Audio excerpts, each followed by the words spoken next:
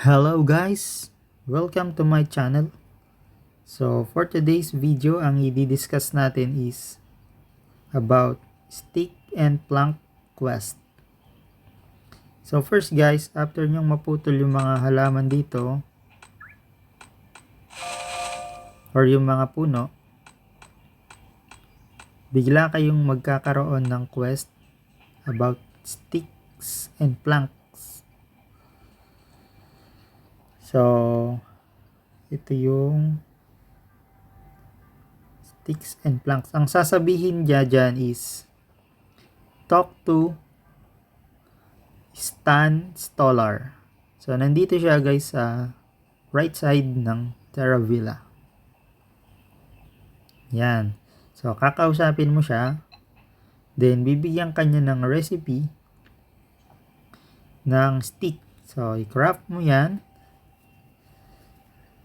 Then once na magawa mo to, bibigyan kanya ng task. Bale, ang mangyayari, pag kinausap mo siya ulit, papapuntahin kanya dun sa matanda na nandun sa park. So nandito siya sa may upper left side ng Terravilla.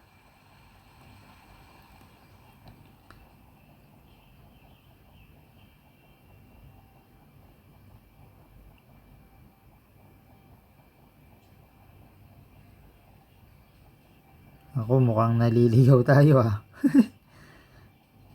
Mali, nandito pala siya sa may tapat ng sauna. Yan, kausapin mo si Old Man Gurney. Bali guys, malapit pala siya sa Drunken Goose. Ito, kakausapin mo siya. Then sasabihin niya nangangawit na siya. Actually, ang dami namang bench dito, pwede siyang umupo dyan, kaso gusto niya personalized na upuan.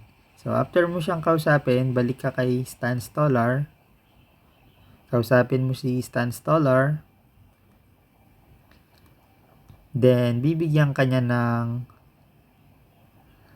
recipe paano gumawa ng upuan. Okay, so kakausapin mo siya. Blah blah blah. Then pag click mo dito sa woodworking, pwede mo nang i-click yung wooden stool. So yung wooden stool is nagre-require ng 8 sticks. So 8 times kang magka-craft neto.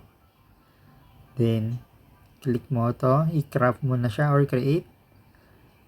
Then puntahan mo na si Lolo. Yung task na to is wala man siyang reward na reputation points. Bali, maa-unlock lang yung fallen log na recipe. So, ayun lang guys. Very simple lang yung quest na to. I hope may natutunan kayo sa video na to. Until next time, bye-bye!